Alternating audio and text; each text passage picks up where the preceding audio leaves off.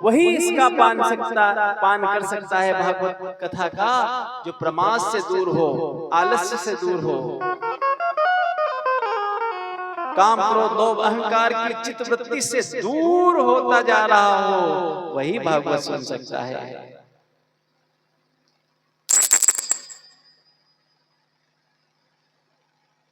गुरु महाराज के चरण पकड़े, वंदना की, धन्य हूं महाराज, आप जैसे समर्थ सद्गुरु मिले। गुरु ही मिलना कठिन है, बाकी तो भगवान सरल है मिलना। गुरु ऐसा मिल जाए कि भगवान से तुरंत मिला दे, और यही कथा अब आगे आ रही है।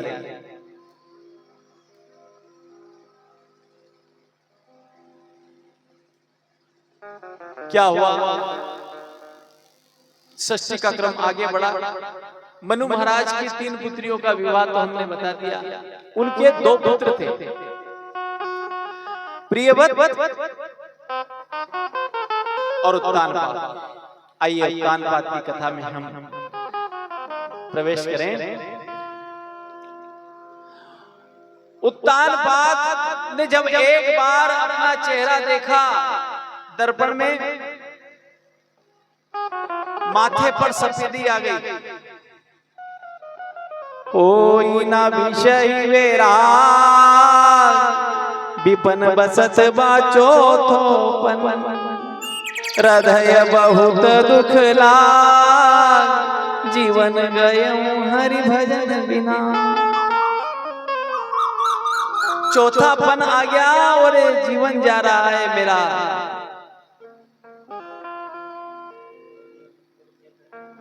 ओहो, और संतान भी नहीं, उदास हो गए, मलिन हो गए।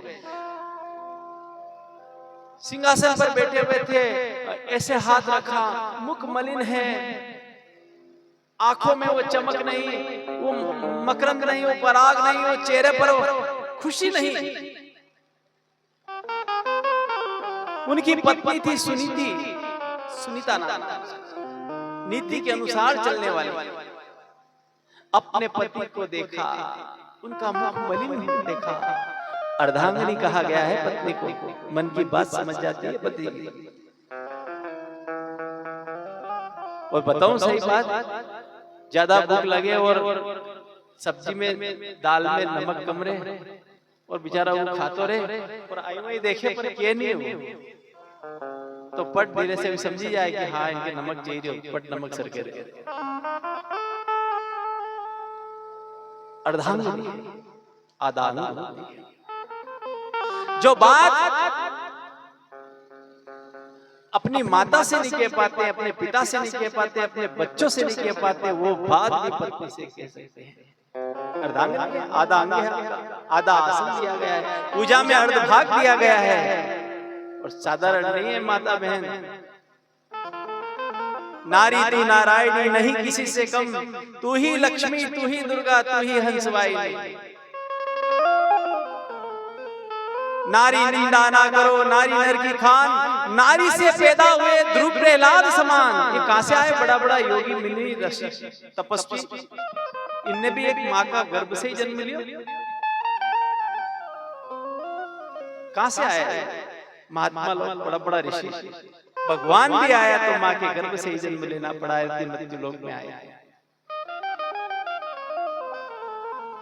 ओ हे जननी, पूरे विश्व की उत्पत्ति प्रकृति है, आदि शक्ति है, परात्मा है।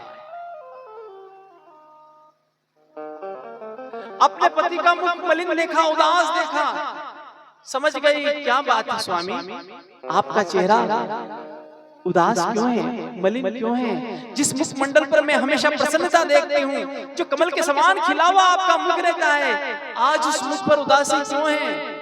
वो मकरंद कहाँ है, वो पराग कहाँ है, वो खुशी कहाँ है आपके चेहरे की? किसने आपकी खुशी को छीन लिया है? परमात्मा बताइए, हे परमेश्वर बताइए क्या कारण है?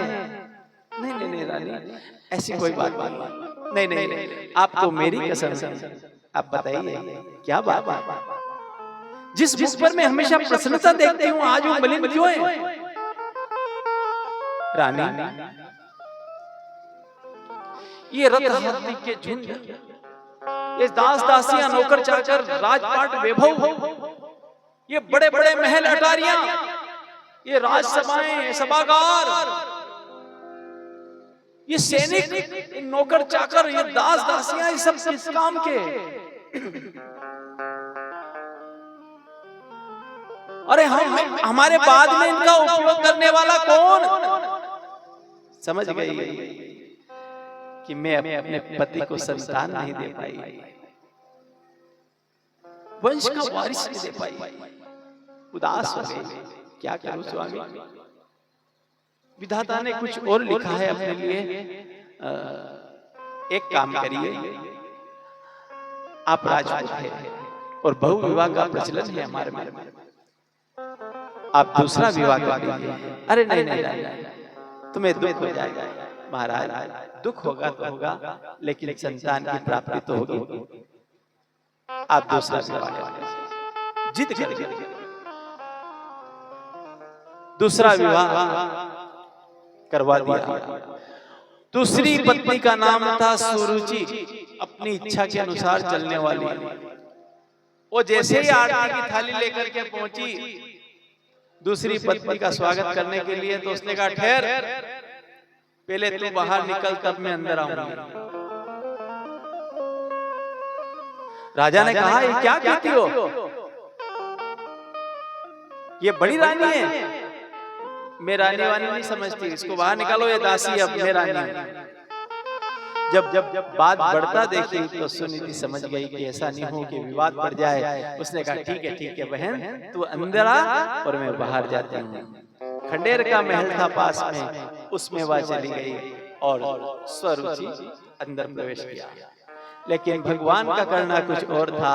जिस समय वो घर से बाहर निकली उस समय गर्भवती थी। 10वें महीने में उसने सुंदर बालक को जन्म दिया, उसका नाम रखा गया ध्रुव।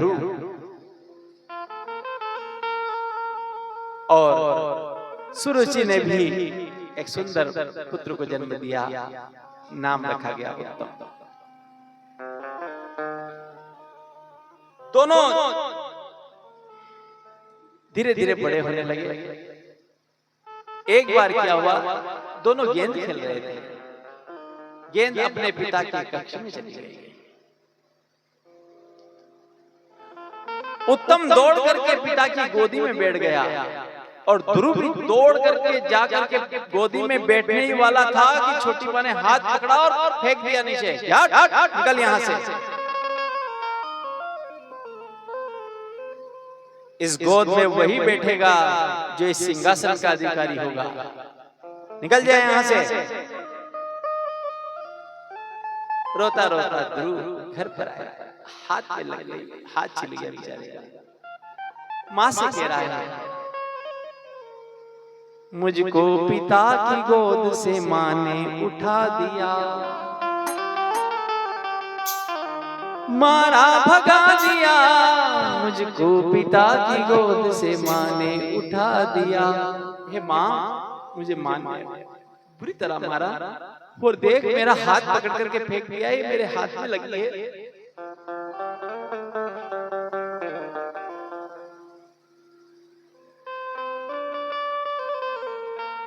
हे मां, अब मैं क्या करूं? अरे बेटा क्या करें, ऐसे पिता की गोद में क्या बैठना जिसमें एक बार बैठने के बाद उतरना पड़े। ऐसे पिता की गोद में बैठो जिसमें एक बार बैठो तो फिर कभी उतरना ही नहीं पड़े। अच्छा, ऐसा पिता कहाँ रहता है माँ? अरे बेटा वो जंगल में रहता है, जंगल में रहता है। कैसा स्वरूप है उसका? अरे बड़ा सुंदर लगता है, उसके 4 भुजाएं हैं, शंख चक्र गदा पद्म धारण किए हुए हैं, बड़े सुंदर सुंदर उसके नेत्र हैं, मोर का मुकुट पहना हुआ है, वनमाला पहना हुआ है, पीतांबर धारण किए हुए हैं। अच्छा माँ, वो कहाँ मिलेगा? वो जंगल में मिलता है बेटा। मैं जाऊं माँ उस परमपिता की गोद में बैठने के लिए? अरे नहीं नहीं बेटा, अभी तू छोटा है, थोड़ा बड़ा हो जा फिर जाना परमपिता की गोद में। नहीं नहीं नहीं माँ, मैं तो जाऊंगा, मैं उन परमपिता की गोद में बैठूंगा। मेरी छोटी माँ ने मुझे उतार दिया। माँ ने सोचा कि बालक है, जिद कर रहा। अच्छा बेटा देख, तो अभी ये संध्या का समय हो रहा है, कल प्रातः काल चले जाना हो, अच्छा अच्छा ठीक है माँ। रात भर ध्रुव महाराज को नींद नहीं आई, ऐसी लगन लगी। लागी लागी सब कहे, लागी वा को जान, लागी ऐसी लागी है जो आर पार हो जाए, ऐसी लगन लगी। मुझे उस परम पिता की गोद में बैठना है। और स्वरूप बनने लगा। आकृति आंखें बंद करता है तो नारायण का स्वरूप बन जाता है। सुंदर सुंदर नेत्र उसके, माथे पर मुकुट है, मोर मुकुट धारण किया हुआ है, वनमाला पहना हुआ है, 4 भुजाएं उसकी आकृति दिखने लगी। आंखों में, नेत्रों में वही छवि छलकने लगी ध्रुव के। रात भर जैसे ही आंख बंद करे नारायण का चेहरा उतर करके सामने आता। इतना सुंदर है ये। अगरबत्ती में लगे रहे नीचे, इतना सुंदर है। प्रातः हुई, स्नान किया, माँ को प्रणाम किया। माँ प्रणाम। अरे बेटा आज जल्दी उठ गया, स्नान भी कर लिया।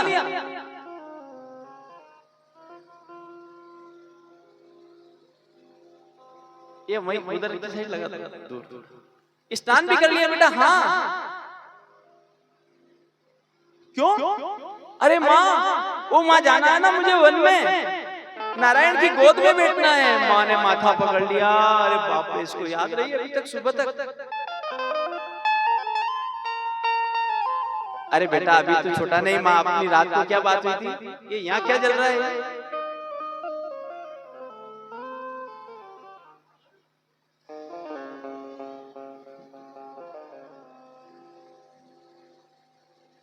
रात को बात हुई थी हमारी।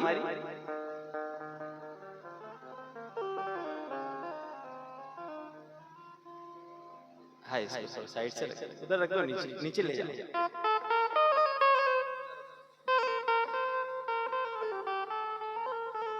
माँ ने सारथी को बुलाया, सारथी इधर आओ, ये बच्चा जिद कर रहा है, इसको जंगल में घुमा करके शाम को वापस ले आना।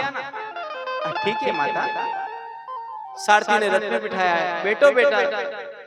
ध्रुव रथ बढ़ने लगा। रथ बियाबान जंगल में चला गया, क्या हिंसक पशुओं से भरा हुआ था। संध्या का समय होने लगा। सारथी ने कहा अब घर चलते हैं। वापस जैसे ही रथ घुमाया, ध्रुव महाराज रथ से नीचे उतर गए। अरे बेटा ध्रुव बैठो। नहीं आप जाइए, मैं परमात्मा तो मिला नहीं, मैं उसकी गोद में बैठ करके आऊंगा।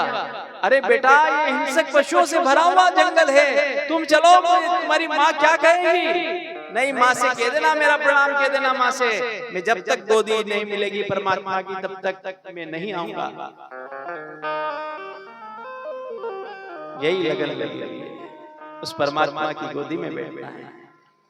अब रथ को वापस कर दिया, जंगल में जाने लगे। अंदर घोर जंगल में पहुंचे। हे परमपिता परमात्मा परमेश्वर अखंड ब्रह्मांड के नायक, तुम कहाँ हो? हे नारायण तुम कहाँ हो? हे मधुसूदन आप कहाँ हो? हे मोर मुकुटधारी आप कहाँ हो? जल्दी आओ, मैं आपकी गोद में बैठना चाहता हूँ। कहाँ सुन सकता है इतनी जल्दी हो? सब दूर आवाज लगा रहा है, कोई सुन नहीं रहा है।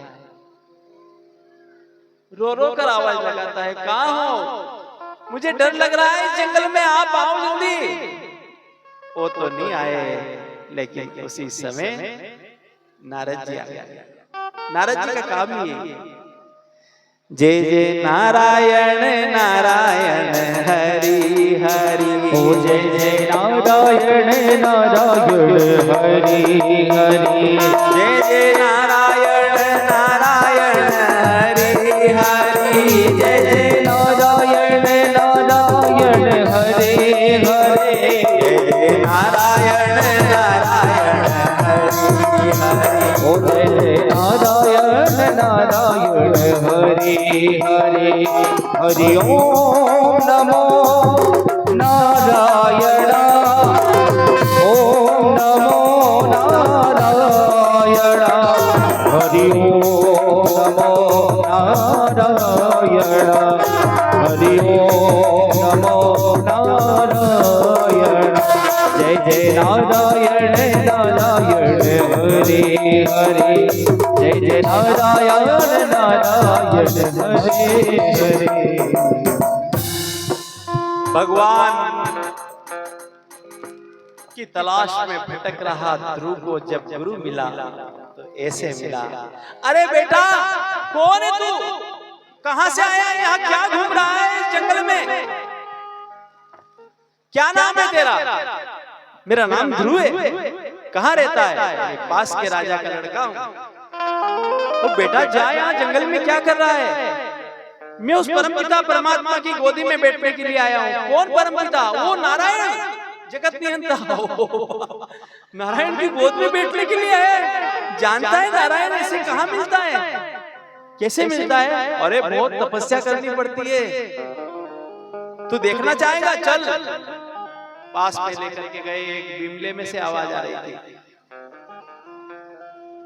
ये देख, इसको नारायण नहीं मिले अभी तक। एक हाथ खड़ा करके ऐसे हाथ खड़ा किया हुआ था, हाथ पूरा सूख गया था, कांटा हो गया था। देख, ये हठ योगी, इसको नारायण नहीं मिले। एक पैर पर खड़ा था, एक इतने पानी में खड़ा होकर के जाप कर रहा था, सूख करके कांटा हो रहे थे, लेकिन भगवान का कोई स्पर्श तक नहीं हुआ उनके जीवन में।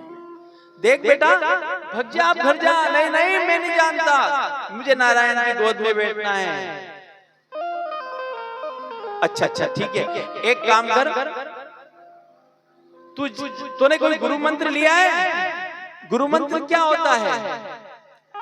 अरे भगवान का नाम, वो क्या होता है? अरे तुझे यही नहीं मालूम कि गुरु मंत्र क्या होता है? जा बेटा, तू नगर में जा, किसी योग्य गुरु को अपना गुरु बना और फिर उस मंत्र का जाप कर, फिर तुझे नारायण की प्राप्ति होगी।